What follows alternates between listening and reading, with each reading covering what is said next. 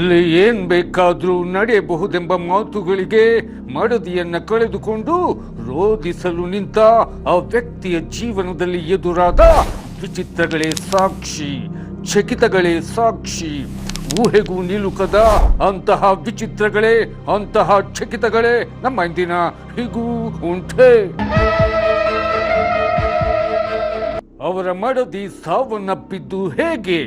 ಪತ್ನಿ ವಿಯೋಗದ ನಂತರ ಆ ವ್ಯಕ್ತಿ ಮಾಡಿದ್ದೇನು?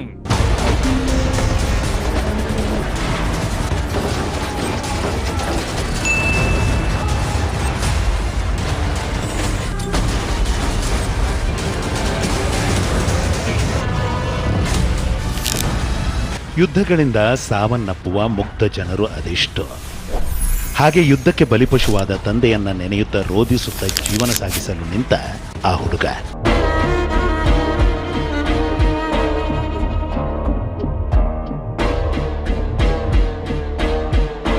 ಆ ಹುಡುಗನಿಗೆ 20 ವರ್ಷಗಳಾದ ನಂತರ ಆತ ಪ್ರೀತಿಯಲ್ಲಿ ಬಿದ್ದ. ಆ ಪ್ರೀತಿ ಕೆಲ ವರ್ಷಗಳ ಕಾಲ ಮುಂದುವರಿಯಿತು. ದಿನದಿಂದ ದಿನಕ್ಕೆ ಪ್ರೀತಿ ಹೆಚ್ಚಾಯಿತು. ಇನ್ನು ಆ ಯುವಕ ಪ್ರೀತಿಸಲು ನಿಂತ ಆ ಯುವತಿಯಾದರೂ ಯಾರು ಅಂದ್ರೆ ಒಲಾಯ.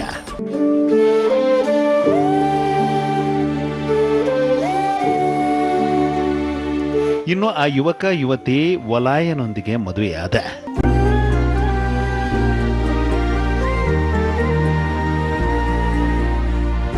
ಮದುವೆಯಾದ ನಂತರ ಆ ದಂಪತಿಗೆ 4 ಜನ ಮಕ್ಕಳಾದವ.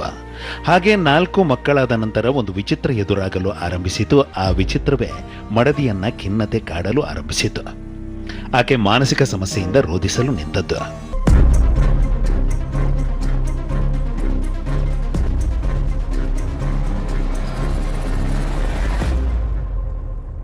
ಮುಂದೊಂದು ದಿನ ಒಂದು ವಿಚಿತ್ರ ಎದುರಾಗಿ ಬಿಟ್ಟಿತು. ಆ ವಿಚಿತ್ರವೇ ಮಡದಿ ಒಲಾಯ ಆತ್ಮಹತ್ಯೆಗೆ ನಿರ್ಧಾರ ಮಾಡಿದ್ದು. 8ನೇ ಮಹಡಿಯಿಂದ ಹಾರಿ ಬಿದ್ದದ್ದು. ಪ್ರಾಣವನ್ನ ಕಳೆದುಕೊಂಡಿದ್ದು.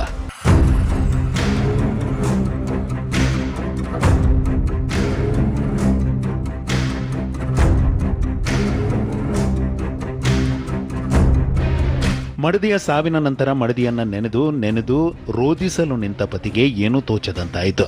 ತಾನು ಸಹ ಸಾವಿಗೆ ಶರಣಾಗಲು ಯೋಚಿಸಲು ನಿಂತಾಗ 4 ಪುಟ್ಟ ಮಕ್ಕಳ ಜವಾಬ್ದಾರಿ ಪ್ರತಿ ಕ್ಷಣ ಮಡದಿಯದ್ದೇ ನೆನಪು. ತಾನು ಸಹ ಖಿನ್ನತೆಗೆ ತೆರಳುವಂತಹ ಸ್ಥಿತಿ ಎದುರಾದಾಗ ತನಗರಿವಿಲ್ಲದಂತೆ ಆತ ಕಾಡು ಮೇಡುಗಳಲ್ಲಿ ಅಲೆಯಲು ನಿಂತ.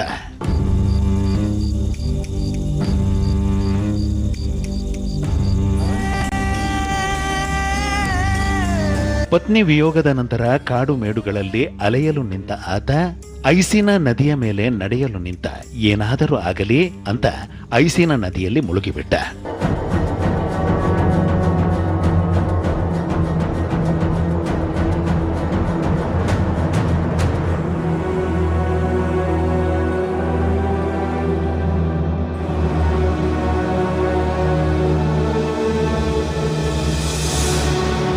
ಹಾಗೆ ಹಿಮದ ನದಿಯಲ್ಲಿ ಮುಳುಗಿದ ನಂತರ ಆ ವ್ಯಕ್ತಿ ತನ್ನಲ್ಲಿ ಒಂದು ಬದಲಾವಣೆ ಕಾಣಲು ನಿಂತ.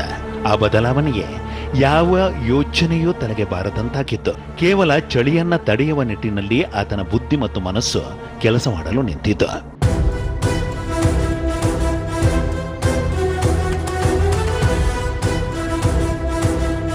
ಮನಸ್ಸು ಮತ್ತು ಬುದ್ಧಿಯು ಶೂನ್ಯಾವಸ್ಥೆ ತಲುಪಿದಂತಹ ಅನುಭವ ಆದ ನಂತರ ಆ ವ್ಯಕ್ತಿ ಮತ್ತೆ ಐಸಿನ ನದಿಯಲ್ಲಿ ಮುಳುಗಲು ನಿಂತ. ಉಸಿರಿನ ಮೇಲೆ ನಿಯಂತ್ರಣ ಸಾಧಿಸಿ ಐಸಿನ ನದಿಯೊಳಗೆ ಈಜಲು ನಿಂತ. ತನ್ನಲ್ಲಿ ಮಹತ್ತರವಾದ ಬದಲಾವಣೆ ಕಾಣಲು ನಿಂತ.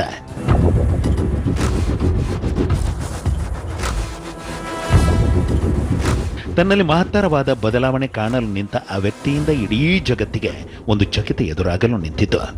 ಆ ಚಕಿತವೇ ಆತ ಐಸಿನ ನದಿಗಳಲ್ಲಿ ಈಜುತ್ತಾ ಹಿಮ ಬೆಟ್ಟಗಳನ್ನ ಏರುತ್ತಾ ವಿಶ್ವ ದಾಖಲೆಯನ್ನ ನಿರ್ಮಿಸಲು ನಿಂತದ್ದು.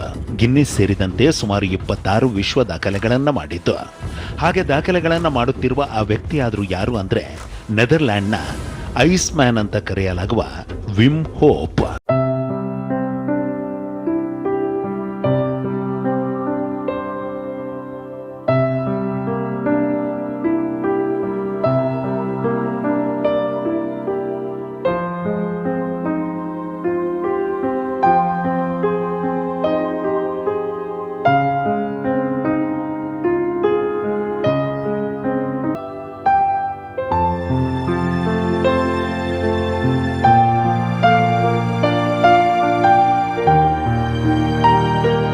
1995ರಲ್ಲಿ ವಿಮ್ ಹೋಪ್ ಅವರ ಜೀವನದಲ್ಲಿ ದೊಡ್ಡ ಆಘಾತ ಉಂಟಾಯಿತು. ಆ ಆಘಾತವೇ ಪತ್ನಿ ವೊಲಾಯ ಆತ್ಮಹತ್ಯೆ ಮಾಡಿಕೊಂಡಿದ್ದು. ಆ ಸಾವಿನ ನೋವು ಅತಿಯಾಗಿ ಕಾಡಲು ನಿಂತದ್ದು. 4 ಮಕ್ಕಳನ್ನ ಸಾಕಿ ಸಲಹಲು ನಿಂತದ್ದು.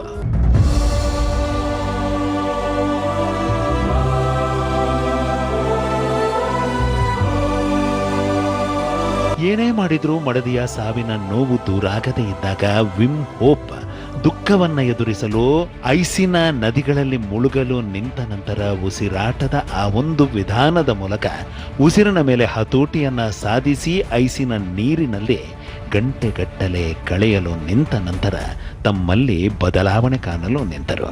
ಅಂತಹ ಅಭ್ಯಾಸದೊಂದಿಗೆ ಸಾಹಸಕ್ಕೆ ಇಳಿದರು. ದಾಖಲೆಗಳ ಮೇಲೆ ದಾಖಲೆಗಳನ್ನ ಸೃಷ್ಟಿ ಮಾಡಲು ನಿಂತರು.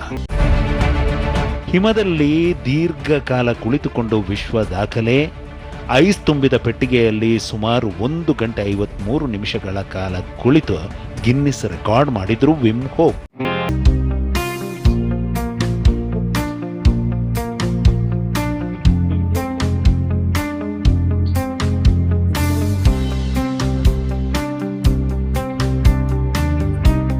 ಬರಿಗಾಲಿನಲ್ಲಿ ಹಿಮದ ಮೇಲೆ ಮ್ಯಾರಥಾನ್, ಫಿನ್ಲ್ಯಾಂಡ್ನ ಆರ್ಕ್ಟಿಕ್ ಪ್ರದೇಶದಲ್ಲಿ ಸುಮಾರು 42.2 ಕಿಲೋಮೀಟರ್ ಮ್ಯಾರಥಾನ್ ಅನ್ನ ವಿಮ್ ಹೋಪ್ ಬರಿಗಾಲಿನಲ್ಲಿ ಯಶಸ್ವಿಯಾಗಿ ಪೂರೈಸಿದ್ರು. ವಿಶ್ವ ದಾಖಲೆಯನ್ನ ಮಾಡಿದ್ರು.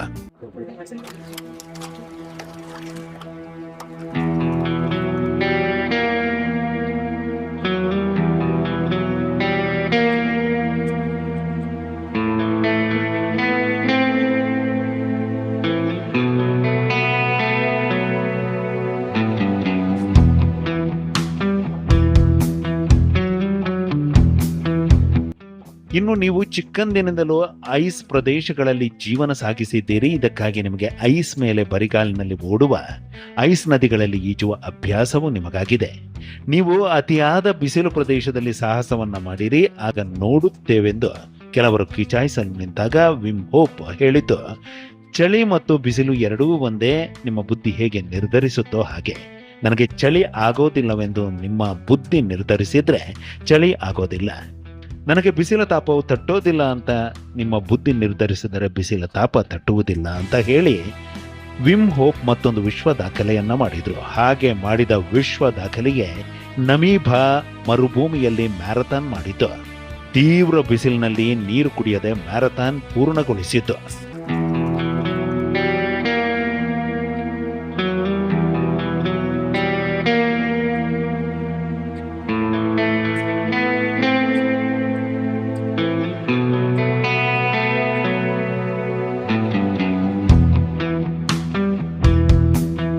Kilometer. En 430 meter.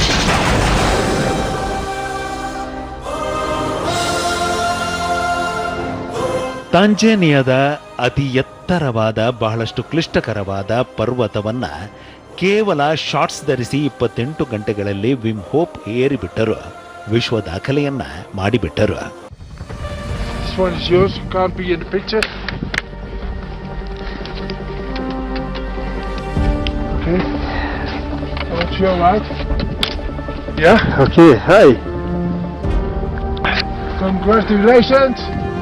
You are now at Uhuru. That's Freedom Peak, Tanzania. ನೇಪಾಳಕ್ಕೆ ಹೋಗಿ ಮೌಂಟ್ ಎವರೆಸ್ಟ್ ಪರ್ವತದಲ್ಲಿ ಶಾರ್ಟ್ಸ್ ಧರಿಸಿ ಸುಮಾರು 7400 ಮೀಟರ್ ಎತ್ತರದವರೆಗೆ ಏರಿದ್ರು Vim hope.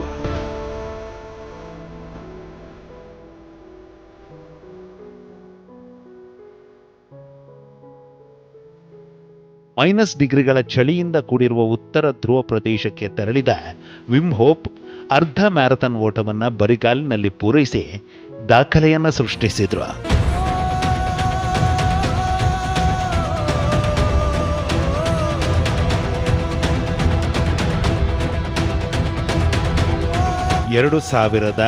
March 16ರಂದು Vim hope ಅವರು ಮಂಜುಗಡ್ಡೆಯ ಕೆಳಗಿನ ನೀರಿನಲ್ಲಿ ಅತಿ ದೂರ ಈಜಿ ಗಿನ್ನಿಸ್ ವಿಶ್ವ ದಾಖಲೆಯನ್ನ ಮಾಡಿದ್ರು.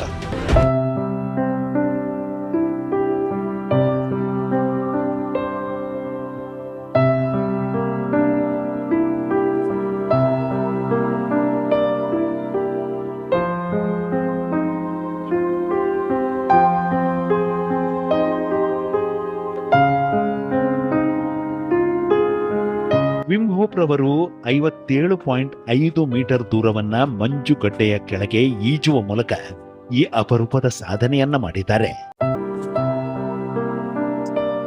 ಇನ್ನು ತಮ್ಮ 63ನೇ ವಯಸ್ಸಿನಲ್ಲಿ 63 ನಿಮಿಷಗಳ ಕಾಲ ಐಸ್ ಕ್ಯೂಬ್ಗಳ ನೀರಿನಲ್ಲಿ ಕಳೆದು ಇಡೀ ಜಗತ್ತಿನ ಗಮನ ಸೆಳೆದರು Vim hopes.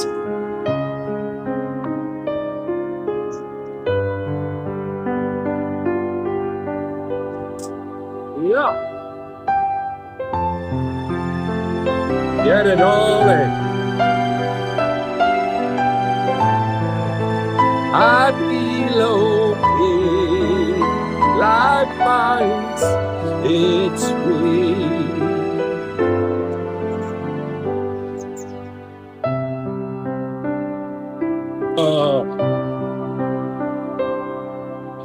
Good. 2 minutes to go. All in control. Watch out, Edie. Watch out for the wire. 5, 4, 3, 2, 1. Done. 63 minutes. Maybe I stay longer. No, next year. Yeah.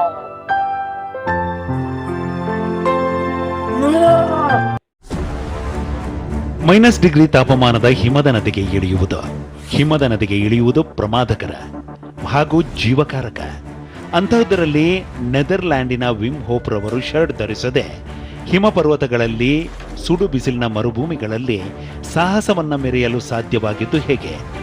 ಸುಮಾರು 26 ವಿಶ್ವ ದಾಖಲೆಗಳನ್ನ ಮಾಡಿರುವುದು ಹೇಗೆ? ಅವರಿಗೆ ಅಂತಹ ಸಾಮರ್ಥ್ಯ ಬಂದಿದ್ದು ಹೇಗೆಂಬ ಪ್ರಶ್ನೆಗಳಿಗೆ ಭಾರತದ ಋಷಿ ವಿದ್ಯೆ, ಭಾರತದ ಯೋಗವಿದ್ಯೆ. ಏಕಮೇ ವಾದ್ವಿತೀಯಂ ಏಕಮೇ ವಾದ್ವಿತೀಯಂ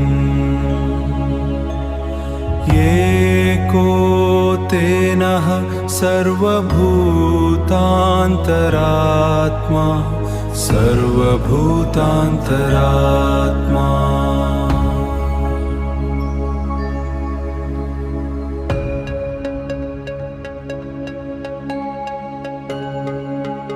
ಕರ್ನಾಟಕದ ಆ ಸ್ವಾಮಿಗಳು ಒಮ್ಮೆ ಅಮೆರಿಕಾಗೆ ಹೋದರು.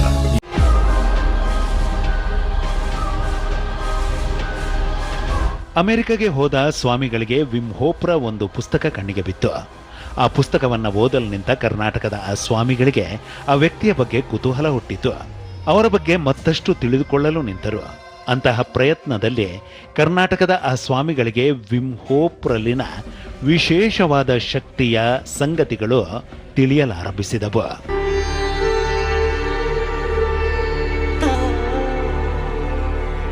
ವಿಮ್ ಹೋಪ್ರಲ್ಲಿನ ವಿಶೇಷವಾದ ಶಕ್ತಿಯ ಬಗ್ಗೆ ಮಾಹಿತಿಯನ್ನ ಕಲೆ ಹಾಕಿ ಅಚ್ಚರಿಗೊಂಡ ಕರ್ನಾಟಕದ ಆ ಸ್ವಾಮಿಗಳಾದರೂ ಯಾರು ಅಂದ್ರೆ ಯೋಗ ವಿದ್ಯೆಯಲ್ಲಿ ಪರಿಣಿತಿಯನ್ನ ಸಾಧಿಸಿರುವ ವಚನಾನಂದ ಸ್ವಾಮೀಜಿಗಳು.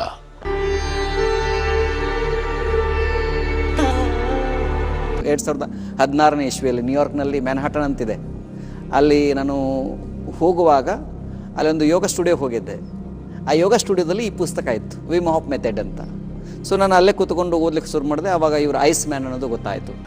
ನೀವು ಅಧ್ಯಯನ ನಡೆಸಿರುವ ಪ್ರಕಾರ ಅವರಲ್ಲಿನ ವಿಶೇಷತೆ ಏನು, ವಿಸ್ಮಯಕಾರಿ ಸಂಗತಿಗಳೇನೆಂಬ ಪ್ರಶ್ನೆಗಳಿಗೆ ವಚನಾನಂದ ಸ್ವಾಮಿಗಳಿಂದ ಬಂದ ಉತ್ತರ ಅವರು ಶಕ್ತಿಪಾತ ಮಾಡುತ್ತಾರೆಂಬುದು. ಅಂದ್ರೆ ಅವರು ತಮ್ಮಲ್ಲಿನ ಶಕ್ತಿಯನ್ನ ತಾವು ಬಯಸಿದವರಲ್ಲಿಗೆ ಕಣ್ಣಿನ ಮೂಲಕ, ಸ್ಪರ್ಶದ ಮೂಲಕ ವರ್ಗಾಯಿಸುತ್ತಾರೆಂಬುದು.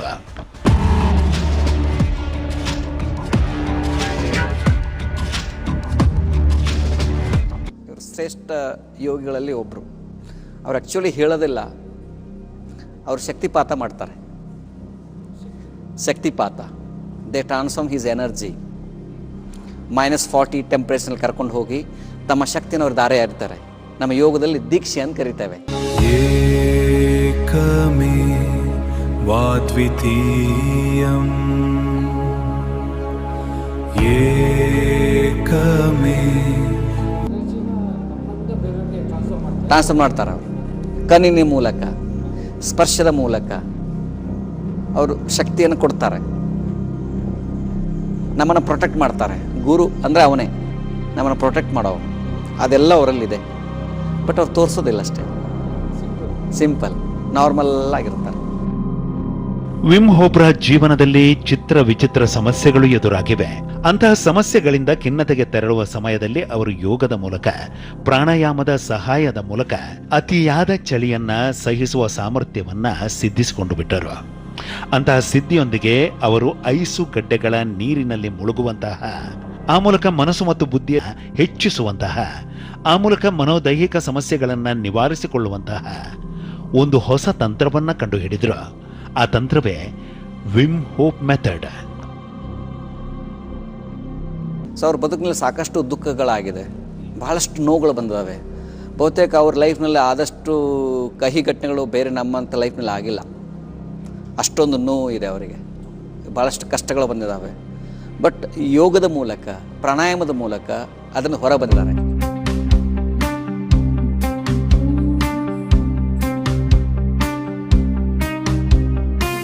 ಅವರು ಮತ್ತೊಬ್ಬರಿಗೆ ಪ್ರಾಣ ಕೊಡುವಷ್ಟು ಶಕ್ತಿ ಬಂದಿದೆ. ಪ್ರಾಣವಿದ್ಯೆನ ದಾರಿ ಎರಿತಾ ಇದ್ದಾರೆ ಅವರು. Wim Hof method is nothing but is a pranayama. ಇಲ್ಲ ಪೂರಕ, ರೇಚಕ, ಕುಂಭಕ, ಬಾಹ್ಯ ಕುಂಭಕ, ಅಂತರ್ಕುಂಭಕ ಅಂತ ಬರ್ತದೆ. ಅವರು ಅದ್ಭುತವಾಗಿ ತಪಸ್ವಿಗಳವರು. ಯೋಗದ ಅಡಿಪಾಯದಲ್ಲಿ, ಪ್ರಾಣಾಯಾಮದ ಅಡಿಪಾಯದಲ್ಲಿ ಐಸ್ ನೀರಿನಲ್ಲಿ ಮುಳುಗುವಂತಹ ವಿಮ್ ಹೋಪ್ ಜಗತ್ತಿನಾದ್ಯಂತ ಮಿಲಿಯನ್ ಗಟ್ಟಲೆ ಜನರು ಅನುಸರಿಸುತ್ತಿದ್ದಾರೆ.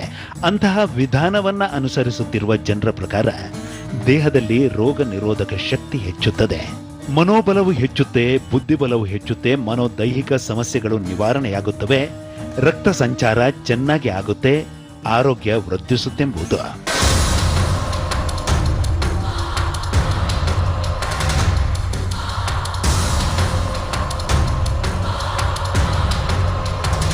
ಪ್ರಾಕ್ಟೀಸ್ ಮಾಡಿ ಅದು ಜಗತ್ತಿಗೆಲ್ಲ ಹೇಳಬೇಕು ಅಂತ ಹೇಳಿ ಇವತ್ತು ಜಗತ್ತು ತುಂಬೆಲ್ಲ ವಿಮ್ ಹಾಪ್ ಮೆಥಡ್ ಅಂತಂದರೆ ಸಾವಿರ ಲಕ್ಷ ಜನ ಇವರು ವೇಟ್ ಮಾಡ್ತಾರೆ. ನೆದರ್ಲ್ಯಾಂಡ್ನಲ್ಲಿ ಹುಟ್ಟಿದ ವಿಮ್ ಹೋಪ್ ರವರಿಗೂ ಯೋಗಕ್ಕೂ ಧ್ಯಾನಕ್ಕೂ ಎತ್ತಣ ಸಂಬಂಧ. ಅವರು ಯೋಗ ವಿದ್ಯೆಗೆ ಆಕರ್ಷಿತರಾಗಿದ್ದು ಹೇಗೆಂಬ ಪ್ರಶ್ನೆಗಳಿಗೆ ವಚನಾನಂದ ಸ್ವಾಮೀಜಿಗಳಿಂದ ಬಂದ ಉತ್ತರ ಅದು ಹಿಂದಿನ ಜನ್ಮದಲ್ಲಿನ ಭಾರತದೊಂದಿಗಿನ ನಂಟೆಂಬುದು, ಹಿಮಾಲಯದ ನಂಟೆಂಬುದು.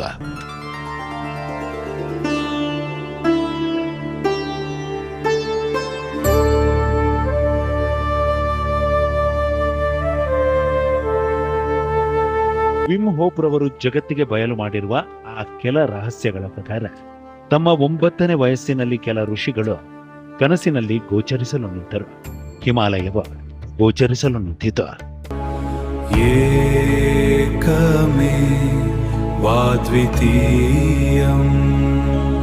ಹಿಮಾಲಯವು ಗೋಚರಿಸಲು ನಿಂತ ನಂತರ, ಸಾಧು ಸಂತರು ಗೋಚರಿಸಲು ನಿಂತ ನಂತರ ಸಂಸ್ಕೃತದ ಲಿಪಿಯನ್ನ ಓದುತ್ತಿರುವಂತಹ, ಪಠಿಸುತ್ತಿರುವಂತಹ ದೃಶ್ಯಗಳು ಕನಸಲ್ಲಿ ಗೋಚರಿಸಲು ಆರಂಭಿಸಿತು.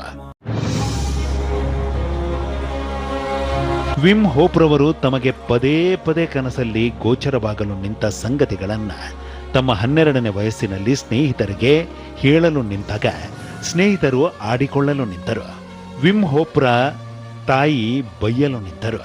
ಹುಡುಗ ವಿಮ್ ಹೋಪ್ಗೆ ಕನಸನ್ನ ಹಿಂಬಾಲಿಸುವ ತವಕ ಹೆಚ್ಚಾಯಿತು. ಇನ್ನು ತಮ್ಮ 17ನೇ ವಯಸ್ಸಿನಲ್ಲಿ ವಿಮ್ ಹೋಪ್ ಮನೆಯವರಿಗೆ ಏನೋ ಹೇಳಿ ಭಾರತಕ್ಕೆ ಬಂದು ಬಿಟ್ಟರು.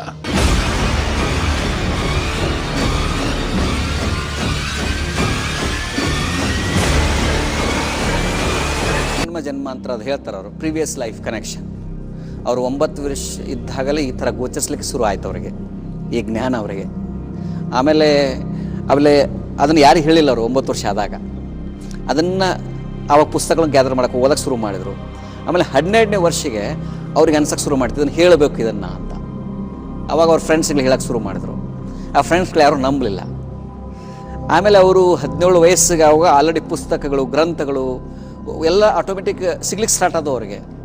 ಕಣ್ಮುಚ್ಚ ತಕ್ಷಣ ವೇದ ಕಾಣ್ಲಿಕ್ಕೆ ಸ್ಟಾರ್ಟ್ ಆಗಿಬಿಟ್ಟು ಸಂಸ್ಕೃತ ಬರ್ಲಿಕ್ಕೆ ಶುರು ಆಗ್ಬಿಡ್ತು ಅವರಿಗೆ ತಂತಾನೇ. ಆಮೇಲೆ ಒಂದಿನ ಯಾರಿಗೆ ಹೇಳಲ್ದಂಗೆ ಸುಮ್ಮನೆ ಇಂಡಿಯಾಗೆ ಬಂದ್ಬಿಟ್ರು. ತಮ್ಮ 17ನೇ ವಯಸ್ಸಿನಲ್ಲಿ ಮನೆಯವರಿಗೆ ಏನೋ ಹೇಳಿ ಕನಸನ್ನ ಹಿಂಬಾಲಿಸುತ್ತಾ ಭಾರತಕ್ಕೆ ಬಂದ ವಿಮ್ ಹೋಪ್ ಹಿಮಾಲಯದಲ್ಲಿ ಹೆಜ್ಜೆಗಳನ್ನಾಕಿದ್ರು. ಧ್ಯಾನಕ್ಕೆ ಕೂತಾಗ ಆನಂದ ಬಾಷ್ಪ, ಮನಸ್ಸಿಗೆ ಎಲ್ಲಿಲ್ಲದ ಸಂತಸ.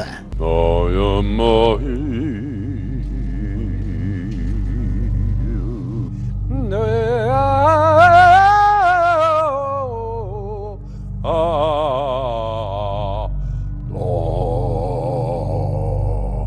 Namaste Karnataka. ತಾವು 17ನೇ ವಯಸ್ಸಿನಲ್ಲಿ ಇದ್ದಾಗ ಭಾರತಕ್ಕೆ ಬಂದಿದ್ದ ವಿಮ್ ಹೋಪ್ರವರನ್ನ ಹೇಗಾದರೂ ಮಾಡಿ ಭಾರತಕ್ಕೆ ಮತ್ತೆ ಕರೆಸಬೇಕು, ಕರ್ನಾಟಕಕ್ಕೆ ಬರಮಾಡಿಕೊಳ್ಳಬೇಕೆಂಬ ವಚನಾನಂದ ಸ್ವಾಮಿಗಳ ಕೋರಿಕೆಯು ಕೊನೆಗೂ ಸಿದ್ಧಿಸಿಬಿಟ್ಟಿತು.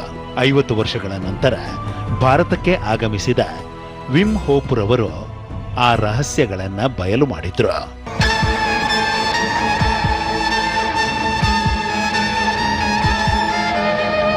50 ವರ್ಷಗಳ ನಂತರ ಭಾರತಕ್ಕೆ ಬಂದ ಯೋಗಿ ವಿಮ್ ಹೋಪ್ರವರು ಬಯಲು ಮಾಡಿದ ಆ ರಹಸ್ಯಗಳೇನು?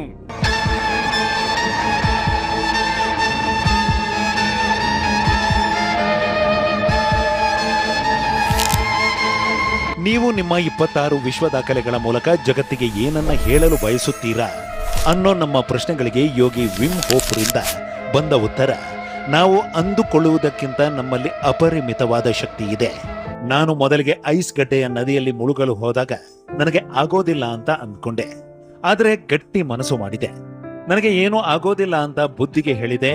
ಪ್ರಾಣಾಯಾಮದ ಮೂಲಕ ಉಸಿರನ್ನ ನಿಯಂತ್ರಣದಲ್ಲಿಟ್ಟೆ, ಉಷ್ಣಾಂಶವನ್ನ ನಿಯಂತ್ರಣದಲ್ಲಿಟ್ಟೆ, ಐಸ್ ಗಡ್ಡೆಯ ನದಿಯಲ್ಲಿ ಮುಳುಗಿಯೇ ಬಿಟ್ಟೆ. ಅಂತಹ ವಿಧಾನದಿಂದ ಮೊದಲಿಗೆ ನಾನು ಒಳಿತನ್ನೇ ಕಂಡೆ. ಇದೀಗ ಮಿಲಿಯನ್ ಗಟ್ಟಲೆ ಜನರು ಒಳಿತನ್ನ ಕಾಣುತ್ತಿದ್ದಾರೆ. ಸೂಕ್ತವಾದ ತರಬೇತಿಯಿಂದ ಎಲ್ಲವೂ ಸಾಧ್ಯವೆಂಬ ಮಾತು Vim ಹೋಪ್ರವರದ್ದು. Is that we are able to do more than we think. People thought the cold, you can't really work for an hour in icy water. That is impossible. You're going to break the body, you're going to damage the body, maybe you die. Most of the people die. But I am trained. Vim hope ವಿಧಾನದಿಂದ, ಯೋಗದಿಂದ, ಪ್ರಾಣಾಯಾಮದಿಂದ ice cold ನೀರಿನಲ್ಲಿ ಮುಳುಗುವುದರಿಂದ ರೋಗ ನಿರೋಧಕ ಶಕ್ತಿ ಹೆಚ್ಚಾಗುತ್ತ, ಮನೋದೈಹಿಕ ಸಮಸ್ಯೆಗಳು ನೀಗುತ್ತವ.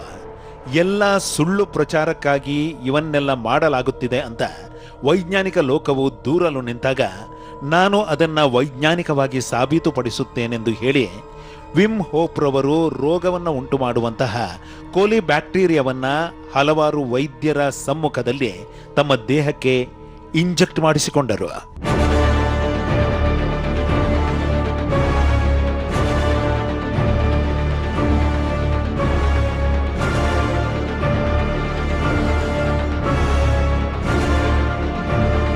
ದೇಹದಲ್ಲಿ ರೋಗವನ್ನ ಉಂಟು ಮಾಡುವ ಈ ಕೋಲಿ ಬ್ಯಾಕ್ಟೀರಿಯಾವನ್ನ ಇಂಜೆಕ್ಟ್ ಮಾಡಿಸಿಕೊಂಡ ವಿಮ್ ಹೋಪ್ರವರನ್ನ ವೈದ್ಯರು ಪರೀಕ್ಷೆಗೊಳಪಡಿಸಿದ್ರು. ಕೆಲ ಗಂಟೆಗಳು ಕಳೆದವು, 1-2 ದಿನಗಳು ಕಳೆದವು, 1 ವಾರ ಕಳೆಯಿತು. ವೈದ್ಯರಿಗೆ ಒಂದು ಚಕಿತ ಎದುರಾಯಿತು. ಆ ಚಕಿತವೇ ಬ್ಯಾಕ್ಟೀರಿಯಾದಿಂದ ಯಾವುದೇ ರೀತಿಯ ಆರೋಗ್ಯ ಸಮಸ್ಯೆ ವಿಮ್ ಹೋಪ್ರವರಿಗೆ ಆಗದೇ ಇದ್ದದ್ದು. That is inflammation. In my case, when they put it in, there was zero reaction. The whole scientific world should have waken up to see there is a way to beat inflammation. Inflammation is the cause and effect of disease. ರೋಗವನ್ನ ಉಂಟು ಮಾಡುವ ಬ್ಯಾಕ್ಟೀರಿಯಾವನ್ನ ನನಗೆ inject ಮಾಡಿದಾಗ ನನಗೇನೂ ಆಗಲಿಲ್ಲ, ಆದರೂ ಅನುಮಾನಿಸಿದ್ರು. ಆಗ ನಾನು ತರಬೇತಿ ನೀಡಿದ ಜನರನ್ನ ಪರೀಕ್ಷೆಗೆ ಒಳಪಡಿಸಿದೆ. ಅವರಿಗೆ ಆ ಬ್ಯಾಕ್ಟೀರಿಯಾವನ್ನ ಇಂಜೆಕ್ಟ್ ಮಾಡಲಾಯಿತು. ಅವರಿಗೂ ಸಹ ಏನೂ ಆಗಲಿಲ್ಲ. ನೀವು ನಿಮ್ಮ 17ನೇ ವಯಸ್ಸಿನಲ್ಲಿ ಭಾರತಕ್ಕೆ ಬಂದಿದ್ದೀರಿ. ಭಾರತಕ್ಕೆ ಬಂದು ಹೋದ ನಂತರ ನಿಮ್ಮ ಜೀವನದಲ್ಲಿ ಆಗಿದ್ದಾದ್ರೂ ಏನೆಂಬ ಪ್ರಶ್ನೆಗಳಿಗೆ ವಿಮ್ ಹೋಪ್ರಿಂದ ಸಿಕ್ಕಂತಹ ಉತ್ತರ, ಆ ಗುರುಗಳು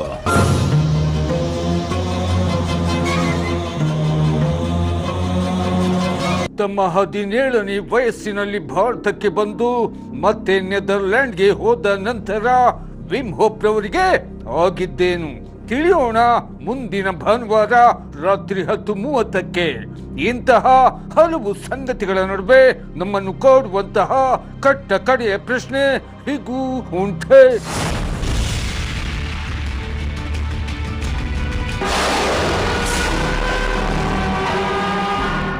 -ಡಿಗ್ರಿ ಕೊರೆಯುವ ಚಳಿಯಲ್ಲಿ ಮಂಜುಗಡ್ಡೆಯ ಮೇಲೆ ಬರಿಗಾಲಿನಲ್ಲಿ ಮ್ಯಾರಥಾನ್ ಓಡೋದು, ಅಥವಾ ಆ ಮೈಯೆಲ್ಲ ಮರಗಟ್ಟುವಂತಹ, ರಕ್ತವೇ ಹೆಪ್ಪುಗಟ್ಟುವಂತಹ ಐಸ್ ತುಂಬಿದ ಪೆಟ್ಟಿಗೆಯಲ್ಲಿ ಗಂಟೆಗಟ್ಲೆ ಹಾಗೇ ಕೂರೋದು. ಅಷ್ಟೇ ಅಲ್ಲ, ತಜ್ಞ ವೈದ್ಯರು ಉದ್ದೇಶಪೂರ್ವಕವಾಗಿ ಅತ್ಯಂತ ಅಪಾಯಕಾರಿ ರೋಗಾಣುವೊಂದನ್ನ ನೇರವಾಗಿ ರಕ್ತನಾಳಕ್ಕೆ ಇಂಜೆಕ್ಟ್ ಮಾಡಿದ್ರು ಲವಲೇಶವೂ ನಡುಗದೆ ನಗುತ್ತಾ ಇರೋದು. ಇದು ಕೇಳೋಕೆ ಒಂಥರ ಯಾವುದೋ ಕಾಲ್ಪನಿಕ ಸಿನಿಮಾದ ದೃಶ್ಯದ ತರ ಅನ್ಸುತ್ತೆ ಅಲ್ವಾ? ಹೌದು, ಅಥವಾ ಯಾವುದೋ ಕಾಮಿಕ್ ಪುಸ್ತಕದ ಸೂಪರ್ ಹೀರೋ ಕಥೆ ಅಂತ. ಆದರೆ ನಮ್ಮ ಇವತ್ತಿನ ಈ ಆಳವಾದ ವಿಶ್ಲೇಷಣೆಯಲ್ಲಿ ನಾವು ಚರ್ಚೆ ಮಾಡ್ತಿರೋದು ಒಬ್ಬ ನೈಜ ವ್ಯಕ್ತಿಯ ಬಗ್ಗೆ. ಖಂಡಿತ. ಜಗತ್ತು ಇವರನ್ನ ಪ್ರೀತಿಯಿಂದ ಐಸ್ ಮ್ಯಾನ್ ಅಂತಲೇ ಕರೆಯುತ್ತೆ. ಇವರ ಮೂಲ ಹೆಸರು ವಿಮ್ ಹಾಫ್. ಇವರ ಹೆಸರಿನಲ್ಲಿ ಬರೋಬ್ಬರಿ 26 ಗಿನ್ನೆಸ್ ವಿಶ್ವ ದಾಖಲೆಗಳಿವೆ. 26? ಹೌದು. ಅಂದ್ರೆ ನಾವು ಕೇವಲ ಆ ದಾಖಲೆಗಳ ಬಗ್ಗೆ ಮಾತ್ರ ಮಾತಾಡಿದ್ರೆ ಈ ಚರ್ಚೆ ಅಪೂರ್ಣ ಆಗುತ್ತೆ. ನಮ್ಮ ಉದ್ದೇಶ ಏನಪ್ಪಾ ಅಂದ್ರೆ ಈ ದಾಖಲೆಗಳ ಆಳಕ್ಕೆ ಇಳಿದು ಮನುಷ್ಯನ ಶರೀರ ಮತ್ತೆ ಅವನ ಮೆದುಳಿನ ಶಕ್ತಿ ಎಷ್ಟು ವಿಸ್ಮಯಕಾರಿ ಅನ್ನೋದನ್ನ ಅರ್ಥ ಮಾಡ್ಕೊಳ್ಳೋದು. ನಿಜ. ಆ ಜೈವಿಕ ಸತ್ಯಗಳ ಜೊತೆಗೆ ಒಂದು ದೊಡ್ಡ ಭಾವನಾತ್ಮಕ ಕಥೆ ಕೂಡ ಇದೆ ಅನ್ನೋದು ಇಲ್ಲಿ ತುಂಬಾ ಮುಖ್ಯ.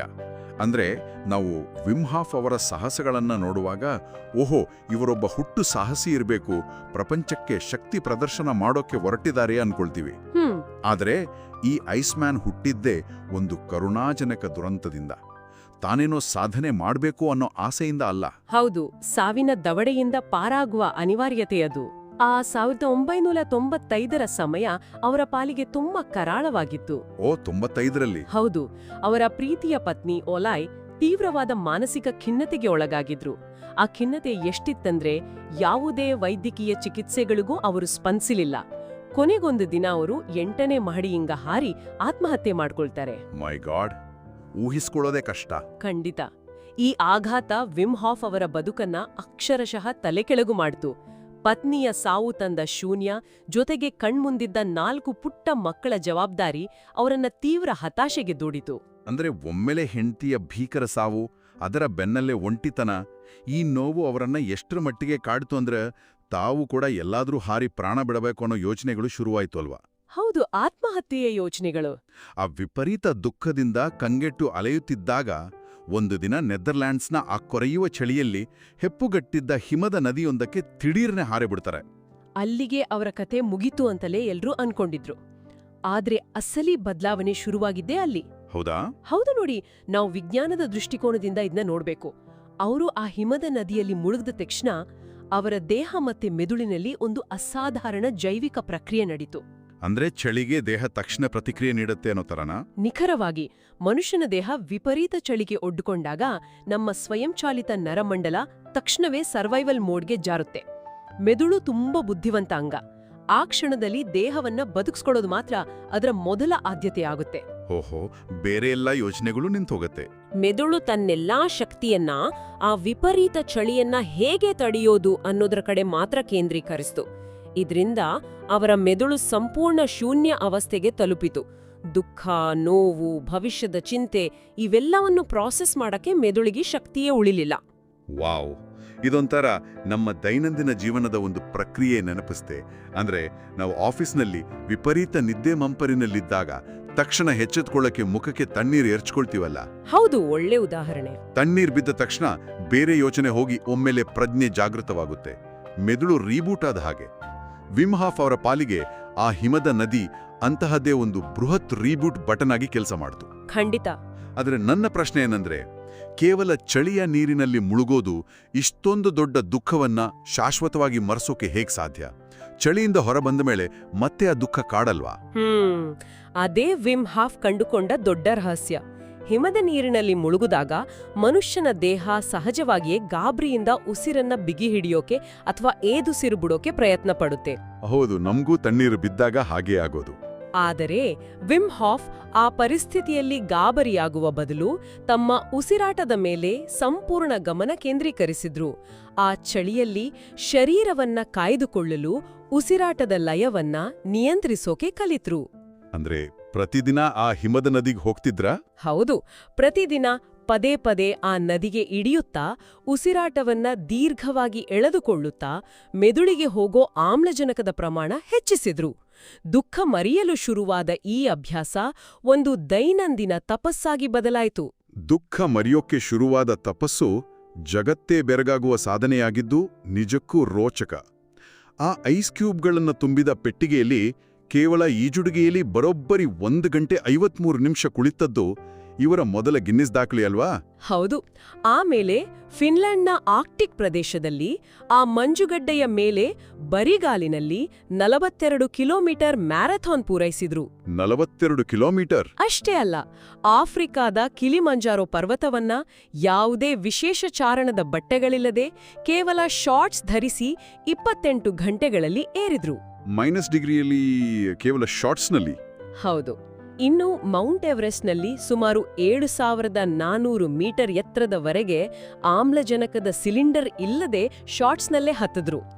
ಆ ತಾಪಮಾನದಲ್ಲಿ ಸಾಮಾನ್ಯ ಮನುಷ್ಯನ ರಕ್ತ ಹೆಪ್ಪುಗಟ್ಟುತ್ತೆ. ತಮ್ಮ 63ನೇ ವಯಸ್ಸಿನಲ್ಲಿ 57 ಮೀಟರ್ ಮಂಜುಗಡ್ಡೆಯ ಕೆಳಗಿನ ನೀರಿನಲ್ಲಿ ಒಂದೇ ಉಸಿರಿನಲ್ಲಿ ಈದಿದ್ರು. ಒಂದ್ ನಿಮಿಷ, ಇಲ್ಲಿ ನನಗೊಂದು ದೊಡ್ಡ ತಾರ್ಕಿಕ ಪ್ರಶ್ನೆ ಕಾಡ್ತಿದೆ. ವಿಮ್ ಹಾಫ್ ದಿನ ಐಸ್ ನೀರಿನಲ್ಲಿ ಮುಳುಗೇಳ್ತಿದ್ರು, ಚಳಿಯ ಅಭ್ಯಾಸ ಮಾಡಿದ್ರು. ಹಾಗಾಗಿ ಆ ಆರ್ಕ್ಟಿಕ್ ಮ್ಯಾರಥಾನ್, ಎವರೆಸ್ಟ್ ಏರಿದ್ದು ಅರ್ಥ ಆಗುತ್ತೆ.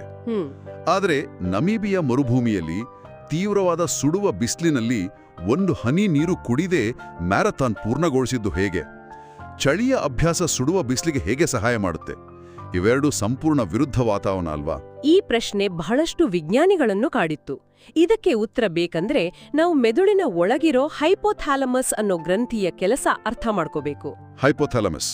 ಈ ಹೈಪೋಥಾಲಮಸ್ ಗ್ರಂಥಿಯನ್ನೇ ತಮ್ಮ ಇಚ್ಛೆಯಂತೆ ನಿಯಂತ್ರಿಸೋಕೆ ಕಲಿತಿದ್ರು. ಅಂದ್ರೆ ಹೊರಗಿನ ವಾತಾವರಣಕ್ಕೆ ದೇಹ ತಾನಾಗಿಯೇ ಪ್ರತಿಕ್ರಿಯಿಸುವ ಬದಲು ಇವರೇ ತಮ್ಮ ಮೆದುಳಿಗೆ ಕಮಾಂಡ್ ಕೊಡ್ತಿದ್ರು ಅಂತಾಯ್ತಾ? ನಿಖರವಾಗಿ. ನಮೀಬಿಯಾ ಮರುಭೂಮಿಯಲ್ಲಿ ಓಡುವಾಗ ವಿಪರೀತ ಬಿಸಿಲಿದ್ರೂ ಅವರ ಮೆದುಳು ರಕ್ತನಾಳಗಳಿಗೆ ಸರಿಯಾದ ಸೂಚನೆ ನೀಡಿ ಉಷ್ಣಾಂಶ ಕಾಪಾಡ್ಕೊಳ್ತಿತ್ತು. ಇದನ್ನೇ ಅವರು ವಿಮ್ ಹಾಫ್ ಮೆಥಡ್ ಅಂತ ಜಗತ್ತಿಗೆ ಪರಿಚಯಿಸಿದ್ದು. ಓಹೋ, ಅಂದ್ರೆ ಇದು ಕೇವಲ ಚಳಿಯನ್ನ ತಡೆಯುವ ಅಭ್ಯಾಸ ಅಲ್ಲ, ದೇಹದ ಆಂತರಿಕ ಉಷ್ಣಾಂಶವನ್ನ ಬುದ್ಧಿಯ ಮೂಲಕ ನಿಯಂತ್ರಿಸುವ ಕಲೆ. ಹೌದು. ಈ ವಿಮ್ ಹಾಫ್ ಮೆಥಡ್ ಅನ್ನೋದು ಪ್ರಾಣಾಯಾಮ, ಧ್ಯಾನ ಮತ್ತೆ ಶೀತಲ ನೀರಿನ ಸ್ನಾನ ಇವುಗಳ ಸಂಯೋಜನೆ. ಇದರಿಂದ ರೋಗ ನಿರೋಧಕ ಶಕ್ತಿ ಹೆಚ್ಚುತ್ತೆ, ರಕ್ತ ಸಂಚಾರ ವೃದ್ಧಿಯಾಗುತ್ತೆ ಅನ್ನೋದು ಅವರ ಪ್ರತಿಪಾದನೆ. ಆದ್ರೆ ವೈದ್ಯಕೀಯ ಲೋಕ ಇಷ್ಟೊಂದು ಸುಲಭವಾಗಿದನ್ನು ಒಪ್ಕೊಳ್ಳಲ್ವಾ? ಕೇವಲ ಉಸಿರಾಟದಿಂದ ನರಮಂಡಲ ನಿಯಂತ್ರಿಸೋದು ಅಸಾಧ್ಯ ಅಂತಲೇ ವಿಜ್ಞಾನ ನಂಬಿತ್ತು. ಖಂಡಿತ. ಹಲವರು ಇದನ್ನ ಪ್ರಚಾರದ ಗಿಮಿಕ್ ಅಂತ ಮೂದಲಿಸಿರು. ಆ ಮೂದಲಿಕೆಯೇ ವೈದ್ಯಕೀಯ ಇತಿಹಾಸದಲ್ಲಿ ಒಂದು ದೊಡ್ಡ ಪ್ರಯೋಗಕ್ಕೆ ನಾಂದಿ ಹಾಡ್ತು. ಯಾವ ಪ್ರಯೋಗ ಅದು? ತಜ್ಞ ವೈದ್ಯರ ಸಮ್ಮುಖದಲ್ಲಿಯೇ ಒಂದು ಅಪಾಯಕಾರಿ ಈ ಕೋಲಿ ಬ್ಯಾಕ್ಟೀರಿಯಾವನ್ನ ಉದ್ದೇಶಪೂರ್ವಕವಾಗಿ ವಿಮ್ ಅವರ ರಕ್ತನಾಳಕ್ಕೆ ಇಂಜೆಕ್ಟ್ ಮಾಡಲಾಯಿತು. ಈ ಕೋಲಿ ಅದು ದೇಹ ಸೇರಿದ್ರೆ ತಕ್ಷಣ ವಿಪರೀತ ಜ್ವರ, ವಾಂತಿ ಶುರುವಾಗ್ಬೇಕಲ್ವಾ? ಸಾಕ್ಷಾತ್ ಸಾವಿಗೆ ಆಹ್ವಾನ ಕೊಟ್ಟಾಗೆ? ಹೌದು, ಸಾಮಾನ್ಯ ಮನುಷ್ಯನಿಗೆ ಹಾಗೆ ಆಗೋದು. ಆದ್ರೆ ಬ್ಯಾಕ್ಟೀರಿಯಾ ಇಂಜೆಕ್ಟ್ ಮಾಡಿದ ಕೂಡ್ಲೇ ವಿಮ್ ಹಾಫ್ ತಮ್ಮ ವಿಶೇಷ ಉಸಿರಾಟ ಶುರು ಮಾಡಿದ್ರು. ಧ್ಯಾನ ಮಾಡ್ತಾ ಕೂತ್ರ ಅಥವಾ ಆಳವಾಗಿ ಉಸಿರು ತಗೊಳ್ಳೋದು ಮತ್ತೆ ಬಿಡೋದು. ಇದ್ರಿಂದ ಅವರ ದೇಹದಲ್ಲಿ ಅಡ್ರಿನಾಲಿನ್ ಹಾರ್ಮೋನ್ ಮಟ್ಟ ಏಕಾಏಕಿ ಹೆಚ್ಚಾಯಿತು. ಇದು ಸೈಟೋಕೈನ್ಗಳನ್ನ ಅಂದ್ರೆ ಉರಿಯೂತ ಉಂಟು ಮಾಡುವ ಪ್ರೋಟೀನ್ಗಳನ್ನ ತಡಿತು. ವಾವ್! ಅಂದ್ರೆ ಅವರು ಬ್ಯಾಕ್ಟೀರಿಯಾ ವಿರುದ್ಧ ಕೇವಲ ಹೋರಾಡಲಿಲ್ಲ, ರೋಗ ನಿರೋಧಕ ವ್ಯವಸ್ಥೆಗೆ ಅತಿರೇಕದ ಪ್ರತಿಕ್ರಿಯೆ ಬೇಡ ಅಂತ ಆದೇಶ ಕೊಟ್ರು. ಅದೇ ನೋಡಿ, ಪರಿಣಾಮವಾಗಿ ದಿನಗಳು ಕಳೆದ್ರು, ವಾರ ಕಳೆದ್ರು, ಅವರಿಗೆ ಸಣ್ಣ ಜ್ವರವೂ ಬರ್ಲಿಲ್ಲ. ಇದೊಂದು ಅದ್ಭುತ ಒಳನೋಟ. ಅಂದ್ರೆ ಜ್ವರ ಬರುವುದು ಬ್ಯಾಕ್ಟೀರಿಯಾದಿಂದ ಅಲ್ಲ, ಬ್ಯಾಕ್ಟೀರಿಯಾವನ್ನ ಕೊಲ್ಲೋಕೆ ನಮ್ಮದೇ ದೇಹ ಮಾಡುವ ಅತಿಯಾದ ಹೋರಾಟದಿಂದ. ಆದ್ರೆ ವಿಜ್ಞಾನಿಗಳು ಸುಲಭವಾಗಿ ಒಪ್ಪಿರೋಲ್ವಲ್ಲ. ಇದೇನೋ ಇವರ ಜನ್ಮಜಾತ ಗುಣ ಇರಬೇಕು ಅಂದಿರ್ತಾರೆ. ಖಂಡಿತ. ವೈದ್ಯರ ವಾದ ಅದೇ ಆಗಿತ್ತು. ಅದನ್ನ ಸುಳ್ಳಾಗಿಸೋಕೆ ವಿಮ್ ಹಾಫ್ 12 ಜನ ಸಾಮಾನ್ಯ ವಿದ್ಯಾರ್ಥಿಗಳನ್ನ ಆರಿಸ್ಕೊಂಡು ಅವರಿಗೆ ವಿಮ್ ಹಾಫ್ ಮೆಥಡ್ ತರಬೇತಿ ನೀಡಿದ್ರು. ಆಮೇಲೆ ಅವರಿಗೂ ಅದೇ ಬ್ಯಾಕ್ಟೀರಿಯಾ ಇಂಜೆಕ್ಟ್ ಮಾಡಿದ್ರಾ? ಹೌದು. ಆಶ್ಚರ್ಯ ಏನಂದ್ರೆ ಆ 12 ಜನರಿಗೂ ಜ್ವರ ಬರ್ಲಿಲ್ಲ, ಯಾವ ಕಾಯಿಲೆಯೂ ಬರ್ಲಿಲ್ಲ. ಈ ಮೂಲಕ ಇದು ಪ್ರತಿಯೊಬ್ಬರು ಕಲಿಯಬಹುದಾದ ರೋಗ ನಿರೋಧಕ ಶಕ್ತಿಯ ನಿಯಂತ್ರಣ ಕಲೆ ಅಂತ ಸಾಬೀತು ಮಾಡಿದ್ರು. ಇದು ನಿಜಕ್ಕೂ ಜನಸಾಮಾನ್ಯರ ಬದುಕನ್ನೇ ಬದಲಾಯಿಸಬಲ್ಲ ಆವಿಷ್ಕಾರ. ಆಟೋ ಇಮ್ಯೂನ್ ಕಾಯಿಲೆಗಳು ಅಂದ್ರೆ ಸಂಧಿವಾತ, ಆಸ್ತಮಾದಿಂದ ಬಳಲುವವರಿಗೆ ತಮ್ಮ ದೇಹವನ್ನ ತಾವೇ ಕಂಟ್ರೋಲ್ ಮಾಡಬಹುದು ಅನ್ನೋ ಒಂದು ದೊಡ್ಡ ಆಶಾಭಾವನೆ. ನಿಜ. ಆದ್ರೆ ಈ ಎಲ್ಲದರ ನಡುವೆ ಒಂದು ಮೂಲಭೂತ ಪ್ರಶ್ನೆ ಹುಟ್ಟುಕೊಳ್ಳುತ್ತೆ. ನೆದರ್ಲ್ಯಾಂಡ್ಸ್ನಲ್ಲಿ ಹುಟ್ಟಿದ ಯಾವುದೇ ವೈದ್ಯಕೀಯ ಹಿನ್ನೆಲೆ ಇಲ್ಲದ ಇವರಿಗೆ ಈ ಉಸಿರಾಟದ ತಂತ್ರಗಳು ಎಲ್ಲಿಂದ ಒಲಿದವು? ಇದರ ಮೂಲ ಹುಡುಕ್ತಾ ಹೋದ್ರೆ ನಾವು ನಮ್ಮ ಭಾರತದ ಅಂಗಳಿಕೆ ಬರ್ತೀವಿ. ಹೌದು. 2016ರಲ್ಲಿ ನ್ಯೂಯಾರ್ಕ್ನ ಯೋಗ ಸ್ಟುಡಿಯೋದಲ್ಲಿ ನಡೆದ ಘಟನೆ ಇದು. ಕರ್ನಾಟಕದ ವಚನಾನಂದ ಸ್ವಾಮೀಜಿಗಳಿಗೆ ವಿಮ್ ಹಾಫ್ ಬರೆದ ಪುಸ್ತಕ ಸಿಗುತ್ತೆ. ಅದನ್ನು ಓದಿದ ಸ್ವಾಮೀಜಿಗಳಿಗೆ ಇದು ಪಾಶ್ಚಿಮಾತ್ಯ ಮ್ಯಾಜಿಕ್ ಖಂಡಿತ ಅಲ್ಲ, ಬದಲಾಗಿ ಭಾರತದ ಪ್ರಾಚೀನ ಯೋಗವಿದ್ಯೆ ಅಂತ ಕ್ಷಣಾರ್ಧದಲ್ಲಿ ಸ್ಪಷ್ಟವಾಗುತ್ತೆ. ಹೌದು, ಆ ಪುಸ್ತಕದಲ್ಲಿದ್ದ ತಂತ್ರಗಳನ್ನ ಸ್ವಾಮೀಜಿಗರು ವಿಶ್ಲೇಷಣೆ ಮಾಡಿದಾಗ ಅದು ನಮ್ಮ ಯೋಗಶಾಸ್ತ್ರದ ಅತ್ಯುನ್ನತ ಪ್ರಾಣಾಯಾಮ ವಿದ್ಯೆಯನ್ನೇ ಹೋಲುತ್ತಿತ್ತು. ಪೂರಕ, ರೇಚಕ ಮತ್ತೆ ಕುಂಭಕ. ಪೂರಕ ಅಂದ್ರೆ ಉಸಿರನ್ನ ಆಳವಾಗಿ ಒಳಗೆ ತಗೊಳ್ಳೋದಲ್ವಾ? ಹೌದು, ರೇಚಕ ಅಂದ್ರೆ ಹೊರಬಿಡೋದು ಮತ್ತೆ ಕುಂಭಕ ಅಂದ್ರೆ ಉಸಿರನ್ನ ಬಿಗಿಯಾಗಿ ಹಿಡಿದಿಟ್ಕೊಳ್ಳೋದು. ವಿಮ್ ಹಾಫ್ ಮಾಡ್ತಿದ್ದ ತೀವ್ರವಾದ ಉಸಿರಾಟ ಮತ್ತೆ ಉಸಿರು ಕಟ್ಟುವಿಕೆ ಮೂಲತಃ ಇದೇ ಆಗಿತ್ತು. ಅಷ್ಟೇ ಅಲ್ಲ, ಅವರು ತಮ್ಮ ಶಿಬಿರಗಳಲ್ಲಿ ದೃಷ್ಟಿ ಅಥವಾ ಸ್ಪರ್ಶದ ಮೂಲಕ ಶಕ್ತಿ, ಉಷ್ಣಾಂಶ ವರ್ಗಾಯಿಸ್ತಿದ್ರು. ಇದನ್ನ ಯೋಗದಲ್ಲಿ ಶಕ್ತಿಪಾತ ಅಂತ ಕರೀತಾರಲ್ವಾ? ಖಂಡಿತ. ಒಬ್ಬ ಗುರು ತನ್ನ ಶಿಷ್ಯನಿಗೆ ಆಧ್ಯಾತ್ಮಿಕ ಶಕ್ತಿ ಹರಿಸುವ ಪ್ರಕ್ರಿಯೆ. ಆದ್ರೆ ನೆದರ್ಲ್ಯಾಂಡ್ಸ್ನ ಈ ಸಾಮಾನ್ಯ ವ್ಯಕ್ತಿಗೆ ಯೋಗದ ಗಂಧಗಾಳಿಯೇ ಇಲ್ಲದ ಜಾಗದಲ್ಲಿ ಈ ಭಾರತೀಯ ವಿದ್ಯೆ ಸಿಕ್ಕಿದ್ದಾದ್ರೂ ಹೇಗೆ? ಅದಕ್ಕೆ ಅವರ ಬಾಲ್ಯದ ಕಥೆ ನೋಡಬೇಕು.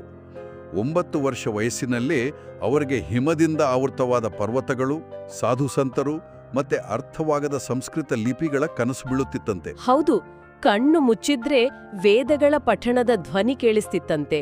12ನೇ ವಯಸ್ಸಿಗೆ ಈ ಬಗ್ಗೆ ಹೇಳಿದ್ದಾಗ ಸ್ನೇಹಿತರು ಅಣಕಿಸಿದ್ರು, ತಾಯಿ ಕೂಡ ಬೈದಿದ್ರು. ಆದ್ರೆ ಆ ಒಳಗಿನ ಸೆಳೆತ ಸುಮ್ಮನೆ ಕೂರ್ಸಿರ್ಲಿಲ್ಲ. ಅದು ಎಷ್ಟಿತ್ತಂದ್ರೆ 17ನೇ ವಯಸ್ಸಿಗೆ ಮನೆಯಲ್ಲಿ ಯಾರಿಗೂ ಹೇಳದೆ ಗುಪ್ತವಾಗಿ ನೇರವಾಗಿ ಭಾರತಕ್ಕೆ ಪ್ರಯಾಣ ಬಳಸ್ತಾರೆ. ಎಲ್ಲಿಗೆ ಹೋಗ್ಬೇಕು, ಯಾರನ್ನ ಭೇಟಿಯಾಗ್ಬೇಕು ಅನ್ನೋ ಸ್ಪಷ್ಟತೆಯೂ ಇರ್ಲಿಲ್ಲ ಅವರಿಗೆ. ಆದರೂ ನೇರವಾಗಿ ಗಂಗಾ ನದಿಯ ತೀರದಲ್ಲಿ ಹಿಮಾಲಯದ ತಪ್ಪಲಿನಲ್ಲಿ ಕುಳಿತು ಧ್ಯಾನಕ್ಕೆ ಜಾರಿದಾಗ ಅವರಿಗೆ ಅರಿವಿಲ್ಲದೆಯೇ ಕಣ್ಣಿನಿಂದ ಆನಂದ ಬಾಷ್ಪ ಸುರಿಯುತ್ತಿತ್ತು ಅಂತ ಅವರೇ ಹೇಳಿಕೊಂಡಿದ್ದಾರೆ. ಇದು ಪೌರಸ್ತ್ಯ ಆಧ್ಯಾತ್ಮ ಮತ್ತು ಪಾಶ್ಚಿಮಾತ್ಯ ವಿಜ್ಞಾನದ ನಡುವಿನ ಅದ್ಭುತ ಕೊಂಡಿ. ಹಿಮಾಲಯದ ಯೋಗಿಗಳು ಚಳಿಯಲ್ಲಿ ಬೆತ್ತಲೆಯಾಡಿ ತಪಸ್ಸು ಮಾಡ್ತಿದ್ರು ಅನ್ನೋದನ್ನ ಜಗತ್ತು ನಂಬಿರ್ಲಿಲ್ಲ. ಹೌದು. ಆದ್ರೆ ಆ ಪ್ರಾಚೀನ ವಿದ್ಯೆಯ ಹಿಂದಿನ ವಿಜ್ಞಾನವನ್ನ, ನರಮಂಡಲದ ರಹಸ್ಯವನ್ನ ಒಬ್ಬ ಪಾಶ್ಚಿಮಾತ್ಯ ವ್ಯಕ್ತಿ ತನ್ನ ದೇಹದ ಮೇಲೆ ಪ್ರಯೋಗ ಮಾಡಿ ಲ್ಯಾಬ್ನಲ್ಲಿ ಸಾಬೀತುಪಡಿಸಿದ. 50 ವರ್ಷಗಳ ನಂತರ ವಚನಾನಂದ ಸ್ವಾಮೀಜಿಗಳ ಆಹ್ವಾನದ ಮೇರೆಗೆ ಯೋಗಿಯಾಗಿ ಭಾರತಕ್ಕೆ ಮರಳಿದ್ದು ಒಂದು ಅದ್ಭುತ ಪವಾಡ. ನಿಜಕ್ಕೂ ಇವತ್ತಿನ ಈ ಸುದೀರ್ಘ ಚರ್ಚೆಯನ್ನ ಒಮ್ಮೆ ಹಿಂತಿರುಗಿ ನೋಡಿದ್ರೆ ಬೆರಗಾಗುತ್ತೆ. ದುಃಖದಿಂದ ಪಾರಾಗಲು ಕೇವಲ ಬದುಕಿ ಉಳಿಯುವ ದಾರಿ ಹುಡುಕಿ ಹಿಮದ ಮೊರೆ ಹೋದ ವ್ಯಕ್ತಿ ಆ ಹಿಮವನ್ನೇ ಜಯಿಸಿದ. ಬರೋಬ್ಬರಿ 26 ಗಿನ್ನಿಸ್ ದಾಖಲೆ ಬರೆದ. ಜೊತೆಗೆ ವೈದ್ಯಕೀಯ ಲೋಕವೇ ನಿಬ್ಬೆರಗಾಗುವಂತೆ ರೋಗಾಣುವನ್ನ ತನ್ನ ಮೆದುಳಿನ ಆದೇಶದಿಂದಲೇ ಸೋಲಿಸಿದ. ಪ್ರತಿಯೊಬ್ಬ ಮನುಷ್ಯನ ಒಳಗೂ ಪ್ರಕೃತಿಯನ್ನ ಎದುರಿಸುವ ಅಪರಿಮಿತ ಶಕ್ತಿಯಿದೆ. ಆದ್ರೆ ನಾವು ಆಧುನಿಕ ಬದುಕಿಗೆ ಒಗ್ಗಿಹೋಗಿ ಅದನ್ನ ಮರೆತಿದ್ದೇವೆ. ಖಂಡಿತ. ಪ್ರಾಣಾಯಾಮ ಮತ್ತೆ ಏಕಾಗ್ರತೆ ಆ ಶಕ್ತಿಯನ್ನ ಜಾಗೃತಗೊಳಿಸುವ ಕೀಲಿಕೈಗಳು. ಈ ಕಥೆ ಮನುಷ್ಯನ ಅಗೋಚವ ಶಕ್ತಿಯ ಬಗ್ಗೆ ಹೊಸ ಹುಡುಕಾಟಕ್ಕೆ ನಾಂದಿ ಹಾಡುತ್ತೆ. ಆದರೆ ಈ ಚರ್ಚೆಯ ಕೊನೆಯಲ್ಲಿ ಒಂದು ಅತಿ ದೊಡ್ಡ ರಹಸ್ಯ ಹಾಗೇ ಉಳಿದುಬಿಡುತ್ತೆ. ಯಾವ ರಹಸ್ಯ? 17ನೇ ವಯಸ್ಸಿನಲ್ಲಿ ಮನೆಯಿಂದ ಓಡಿಬಂದು ಗಂಗಾ ನದಿಯ ತೀರದಲ್ಲಿ ಹಿಮಾಲಯದ ಮಡಿಲಲ್ಲಿ ಧ್ಯಾನಕ್ಕೆ ಕುಳಿತ ಆ ಯುವಕನಿಗೆ ಅಲ್ಲಿ ಸಿಕ್ಕ ಅಂತಿಮ ಜ್ಞಾನವಾದ್ರೂ ಏನು? ಅಲ್ಲಿ ಅವನಿಗೆ ಯಾವ ಗುರು ಸಿಕ್ಕರು? ಆ ಪೂರಕ ರೇಚಕಗಳ ಗುಟ್ಟನ್ನ ಹೇಳಿಕೊಟ್ಟಿದ್ಯಾರೋ ಅಥವಾ ಪ್ರಕೃತಿಯೇ ಆ ಜ್ಞಾನವನ್ನ ಧಾರೆ ಎರೆದಿತೆ? ಅಂದು ಆ ಹಿಮಾಲಯದ ಪರ್ವತ ಶ್ರೇಣಿಗಳಲ್ಲಿ ನಿಜಕ್ಕೂ ಏನಾಯ್ತು ಅನ್ನೋ ರಹಸ್ಯ ಇಂದಿಗೂ ಆತನಲ್ಲಿಯೇ ಅಡಗಿದೆ. ಆ ರಹಸ್ಯವನ್ನ ಭೇದಿಸುವ, ನಮ್ಮೆಲ್ಲರೊಳಗಿರುವ ಶಕ್ತಿಯನ್ನ ಎಚ್ಚರಿಸುವ ಹುಡುಕಾಟ ನಿರಂತರವಾಗಿ ಸಾಗ್ಲಿ. ಮತ್ತೊಂದು ಚಿಂತನೆಗೆ ಹಚ್ಚುವ ವಿಷಯದೊಂದಿಗೆ ಈ ಆಳವಾದ ವಿಶ್ಲೇಷಣೆಯಲ್ಲಿ ಮತ್ತೆ ಸಿಗೋಣ.